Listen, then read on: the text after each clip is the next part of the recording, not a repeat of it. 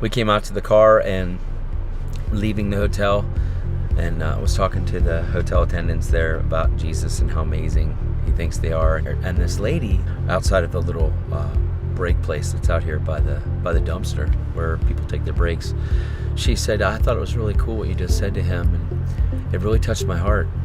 And all I said was that I was a drug addict for 22 years. And she goes, if you'd ever have some time to talk, then maybe you could talk to me. And she's crying, she's hurting, she needs hope.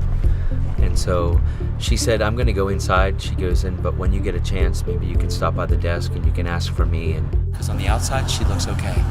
But she's out here smoking a cigarette trying to calm her nerves because her nerves are freaking out. But God's going to completely deliver her. I think I have 1 minute left. I'm going to go in there and grab her, take her to the side, speak to her. God's going to perform like an amazing deliverance in a 10-minute period. It's going to be awesome. Amen. So good. Everywhere you go, conduit for Jesus. Awesome. Went inside and asked for her, and she came out. She was sitting in the chair, and as soon as I started talking to her, she was just crying. I poured my heart out on my testimony and where I've been and where I've lived and what I've done and how horrible it was. And I talked about my daughter, and she just started crying really hard. And she said that she had a 16-month-old daughter, and she hasn't seen her 16-month-old daughter since she was 4 months old. So she's a mom, and she doesn't know how to get there. And I talked to her about Jesus, how I was going to set her free. She goes, I don't know how to get to him. I don't know how to get to him. And so I said, I want to make it really easy for you because he did everything for you to just receive it.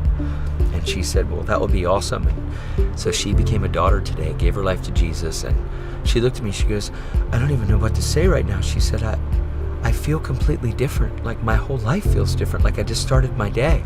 And I said, it's actually not a new day. I want to show you something. And I showed her in Corinthians 5, where it says, if anybody be in Christ, he's a new creation. Old things have passed away. All things became new. She said, that's how I feel. I said, that's because that's who you are. On the outside, they look okay. But the reality is that everybody's being dominated by something. And if it's not Jesus, it's the world. And we need to get people free from the world, get people free from selfishness, from unforgiveness, from anger and rage. And Jesus is the only answer that does that. And I believe we can all live a lifestyle of Christianity everywhere we go. Because this is like midday, and I don't know how many people got touched already, but this is normal life. This is how Christian life is supposed to be. We're just supposed to touch people everywhere we go.